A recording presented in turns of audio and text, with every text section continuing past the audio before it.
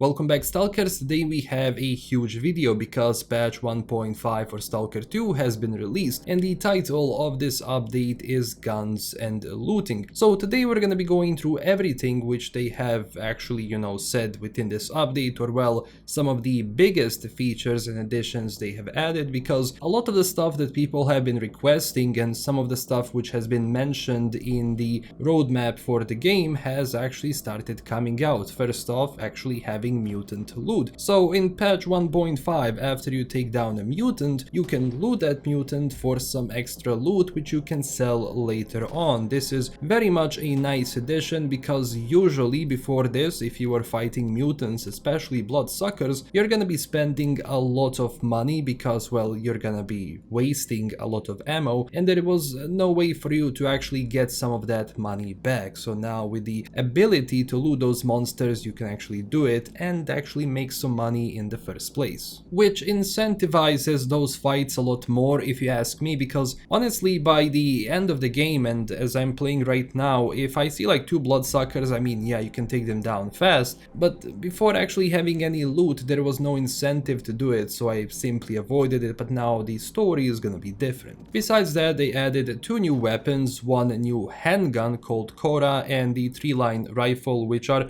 honestly quite cool and really fun to play with. I mean, to be honest, these sort of weapons are for like early to mid gameplay, but if you do want to experiment and you want to take it for a spin, I really do think you should, especially when it comes to the 3-line rifle, which is a sort of a nice homage to the real weapon, which is, the case. When it comes to anomalies, they also added the new water electric tornado, so that's the new anomaly you're gonna be seeing from time to time on the map. I'm really happy that they keep adding more of these anomalies because at the same time it really fills in the zone and makes the zone even, I would say, more dangerous in some places, but also gives it a new vibe because, as more anomalies you have, the stuff is going to look a lot cooler. Now keep in mind, when it comes to the life changes, there were some of them here and there which I want to cover a bit more. Like, first off, when it comes to stuff which they have added, so the life in the zone is now simulated to all characters, not just those in player's view. Keep in mind,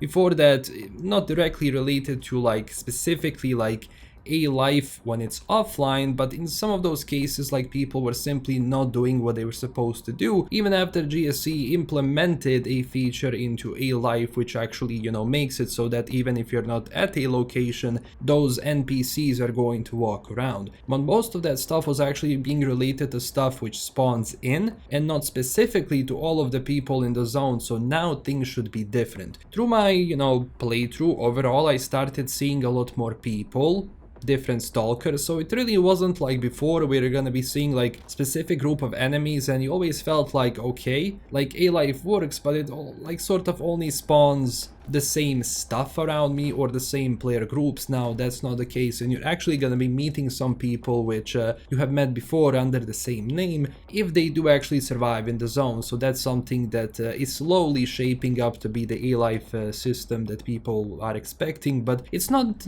quite there yet, of course, and they said they're gonna be doing these stuff incrementally, so with each update, like, A-Life is technically going to get fixed and get a new feature. And also, as they said here, the players may encounter more A-Life characters resting or interacting in various locations, adding to the world's immersion. That is true. As I was going through the zone, I did see more groups of players, or well, players, NPCs, which were resting up and sort of like standing in a place trying to plan what to do next. So that was cool because that was happening in previous Stalker games and there is no reason for this not to happen in Stalker 2 as well. So I'm really happy about that, and there is a very nice feature which they have implemented. Now keep in mind, this is also very important. So the A-Life director, which actually like decides like where to spawn stuff, because you do have to keep in mind that the map doesn't become fully empty or it doesn't fill up with NPCs all over the place.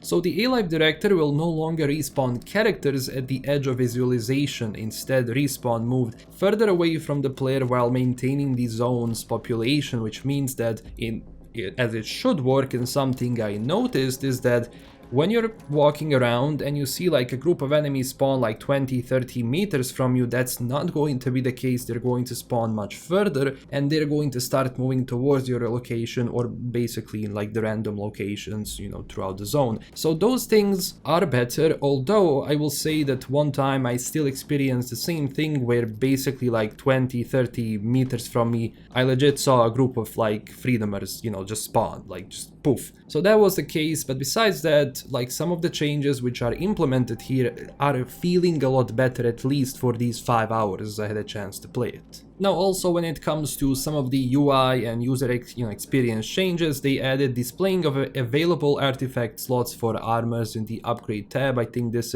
was sort of important and I'm glad that they added it. Now this has finally been fixed. I don't really know why this wasn't done before this, but the player stash window is increased in size. So before this, the player stash was sort of like very small, especially once you start playing on like 1440p. Everything is really small in that. So now they finally extended it, it's going to look a lot better, and right now it definitely does. So I'm really excited for this change. They also fixed an issue when the take all button becomes inactive after putting any item into the loot window, so that's a cool little fix. And they also added the unlockable fix all button in the technician's upgrade menu to repair all equipped gear. This is much better if you just want to, like, you know, just repair yourself and you don't want to go and click through every little thing. So this is a very nice quality of life. Although keep in mind, if you're short on cash and you have a lot of stuff equipped, always double check if you're gonna be spending too much and if you're actually going to need all of that equipment fixed right now. And another thing which they added in this update, which is something that a lot of people requested,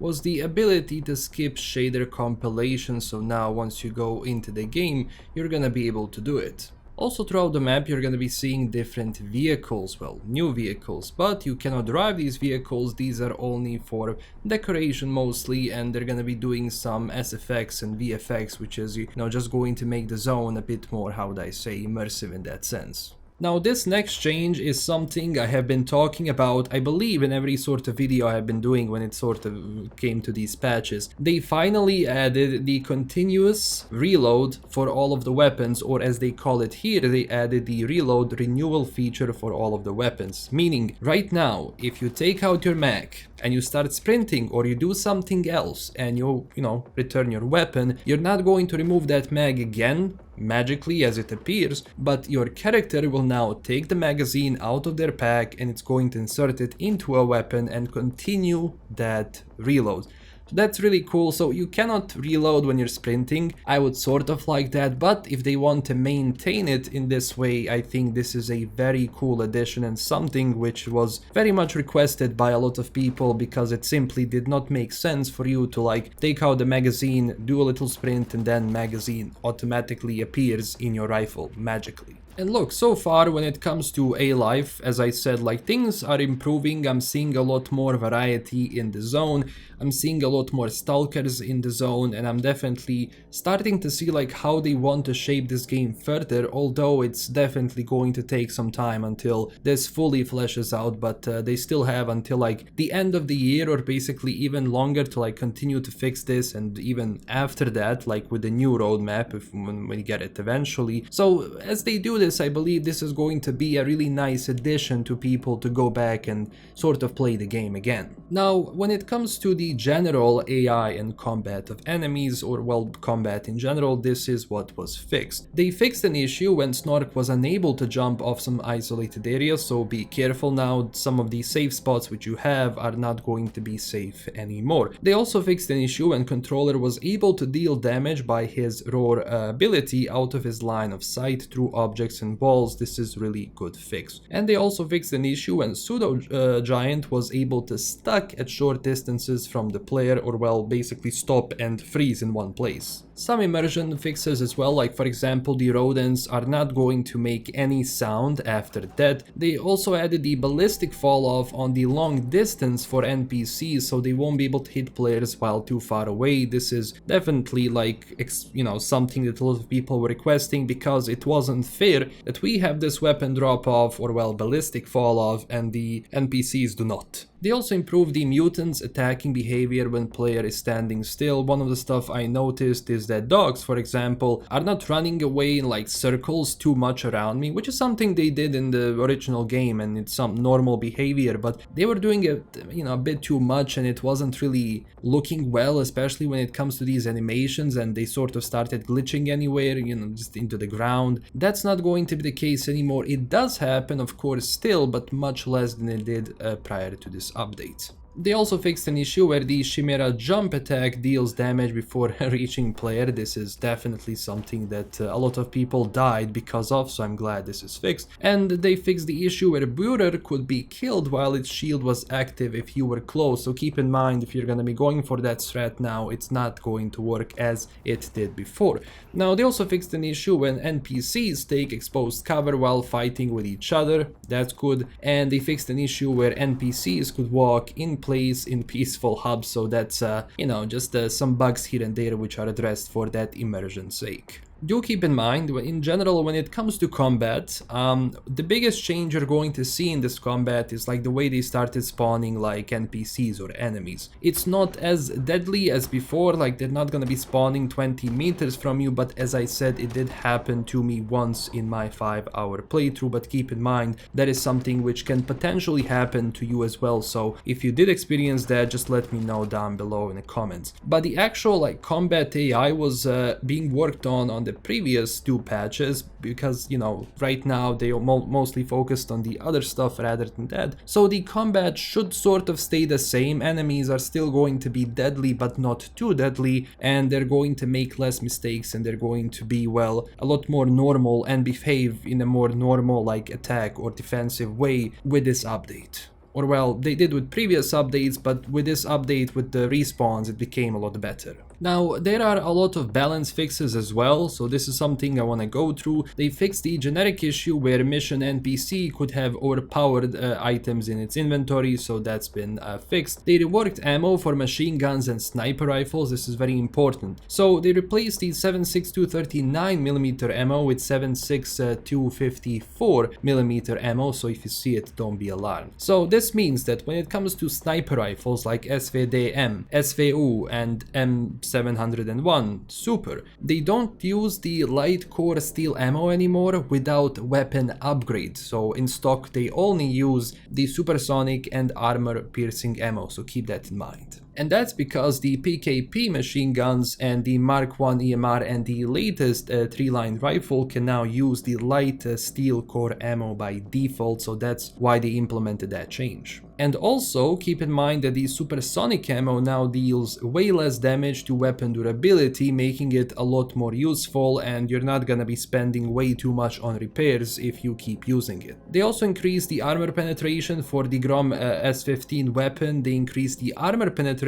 and damage modifiers for the S-Lavina weapon as well, so keep it in mind. They reworked the damage of the Cavalier unique weapon, and the artifacts saw some rebalances. For example, the Horn artifact has decreased chemical and radio protection, so yeah. The Rosin has been replaced, basically the weak weight has been replaced with the weak endurance, and the Shell has replaced the radiation weak effect with the endurance weak, so keep in mind, if you do have these artifacts on you, keep mind, double check them. They also updated some stash and their markers in the Rostock region, so, simply, UI, UX changes. They updated some stashes locations in the Yanev region, so keep a lookout if you're gonna be hunting for more of those stashes. And they also fixed the issue where the price for a common artifact was higher than repeatable quest reward for it, so if you were chasing through that, it's not the case anymore. They implemented the new artifact effect, durability, that will increase the durability of equipped gear. This is very important if you are feeling like you don't need too much radiation protection, but you actually go through your durability quite fast. I recommend actually getting, some of it, to protect you. And overall, the 7.62 ammo has been reworked and replaced across the map, so I guess what I noticed, I'm seeing a lot more than I did in the previous, but even in the previous updates, the game or patches, I wasn't really having issues to get 7.62, maybe I just got lucky. Next up, we're gonna be talking about bug fixes, crashes, and performance comments because some of them are really important. Now keep in mind there is a lot, so I cannot go through all of them without this becoming like a slideshow for me just reading it out. So I will go through some of them which I noticed myself and I think are basically important. So one of the things which is first is that they fixed a noticeable performance drop when entering generators region from the Dead Valley location. So if you're experiencing that, it shouldn't be a problem anymore. I tried it, it wasn't giving me issues. Again, when it comes to me trying to repeat some of these bugs, it doesn't always happen, and a lot of these bugs are pretty subjective to like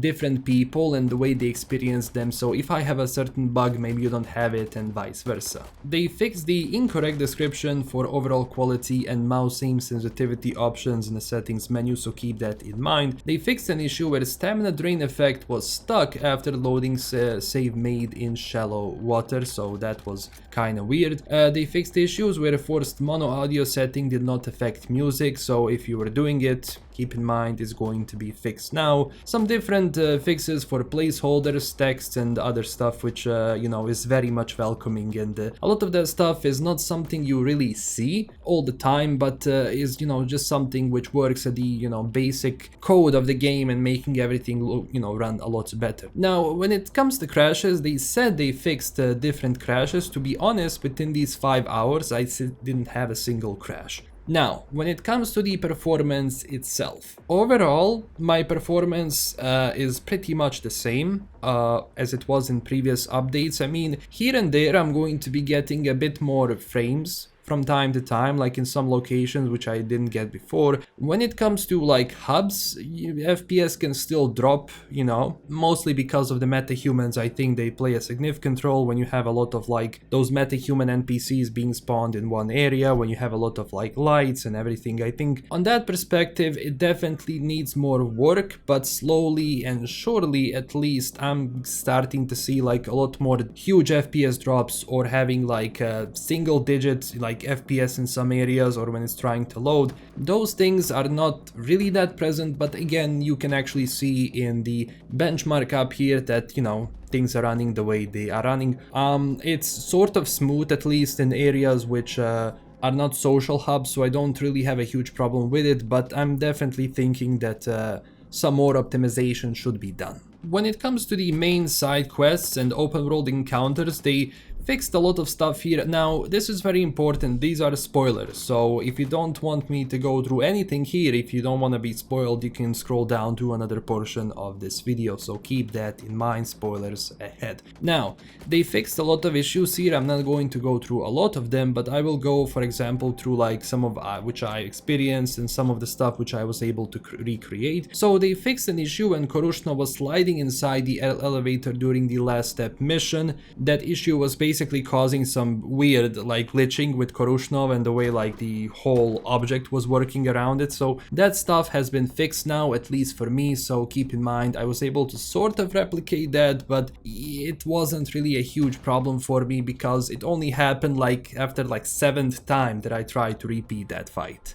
They also fixed an issue when player was able to be stuck behind Sidorovich bunker doors at the end of the combat, so if you're experiencing that and you were having some issues regarding to it, you can, well, now it should be fixed. To be honest, I never had this issue, so it's kind of weird that it's actually the case, but expected. Now, they also fixed some NPC relation consistencies between encounter and mainline missions, so that's sort of important for like, just so that they don't glitch out. And they also fixed an issue where the main entrance door to Malachite was locked after the Dangerous Liaisons mission. So again, if you were having that issue, I know some people mentioned it in my previous video, it should be fixed now, hopefully. Now for the end, this is also cool because when it comes to mod support, they have added the new zone kit. So this means that you can go through Steam Workshop or Mod.io if you want to put on some mods, or basically Nexus as before, but in general this zone kit is going to help you out a lot in case you want to create mods for this game. This is you know, coming out in phases. Keep in mind that this is not the full mod support which they have planned, so a lot of these things are going to be coming in increments, and the full modding suite is gonna be coming by the end of the year, so it's not going to be something which automatically goes in. But I do believe that the zone kit is awesome and it's going to bring you a lot of stuff which they have in the game in general, like for example animations, weapons, mechanics. You can work on all of that, and in case you want to create a different experience for the game or basically for the modding community, this is going to be a huge step in the right direction. Because modding was always a huge part of the Stalker community and Stalker games in general, and basically a lot of people which got to know Stalker got, to know it through like a lot of the mainstream mod packs. First off Anomaly, then what was the recent one, Anomaly Gamma, which kind of went mainstream, and a lot of people started experiencing Stalker through it. So having just those tools and giving the modding community ability to do it is quite awesome. And also for the other smaller updates in this patch, we have the improved pathing for NPCs, we have the improved NPC cigarette smoking animation, they added the possibility to speed up the credit scrolling for PC and Xbox, they improved the distance and indoor gunshot sound, so it actually sounds a bit better now, which I forgot to mention before, but overall, like, the zone tends to be quiet, gunshot starts, it sounds nice. They improved the HUD appearance for changing ammo functionality, they enhanced the inventory sorting and scrolling on loot windows, enhanced weapon attachments, descriptions, and so on and so on. Keep in mind, also for all of you crazy ones that are playing on like huge screens, they added support of 21:9 and 32:9 aspect ratio, so keep in mind. So what do I think about patch 1.5? So after playing it for some time now, honestly a lot of stuff which people are requesting are slowly and surely going back into the game, especially when it comes to this mutant loot and new weapons and just having some of the stuff reworked a bit. I think it's feeling a lot better. I think one of the biggest things right now, which is fully going to change how this game behaves and how people experience this game, are going to be those incremental updates to the A-Life simulator, which are sort of, slowly but surely coming. It still has some things which were happening prior to patch 1.5, so it's still not, fully there, but some of the stuff which they started implementing, at least on like some of the encounters which I had throughout the zone and some of the way, like for example enemy spawn, is feeling a lot better and more natural than it did prior to this update, so that's a huge plus. Would I recommend you to go back into this game now? Well, it really depends. Like, if you weren't playing, if you played, like, for example, Stalker 2 when it came out and you haven't experienced anything, prior to these updates, I think right now the game is really shaping up to be better and better and more enjoyable, even though, like, look, I love this game, but there were many things which were missing for it, and I'm glad that developers are working towards that, and we're actually seeing those things now, because a lot of the initial patches were sort of like fixing the base code, and that's not really something you're going to see it as you like play, or just stuff which is going to be visually in front of you. But now those things are becoming more and more prevalent, and I believe, you should definitely check it out if you want to go back to this game now, or you can wait for like full updates to come out, by the end of the year. Another thing which a lot of people are requesting, and I think it definitely should be added, is night vision, so hopefully that's going to be addressed soon, and it's not going to be addressed only with the mod but also with the official feature within the game itself, so we'll see. They have been fixing the reload animation, so I'm pretty certain that eventually we're gonna be getting that night vision as well. So this is everything for this update.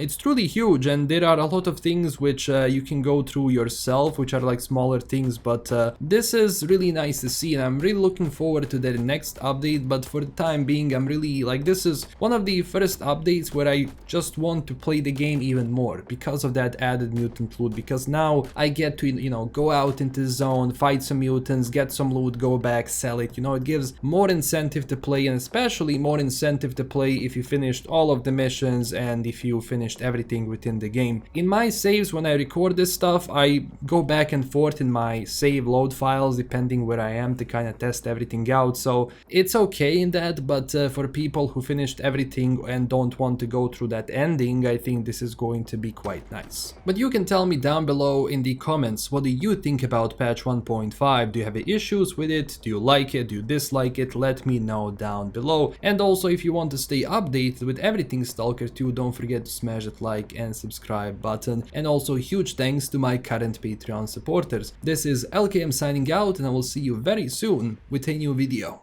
Bye bye.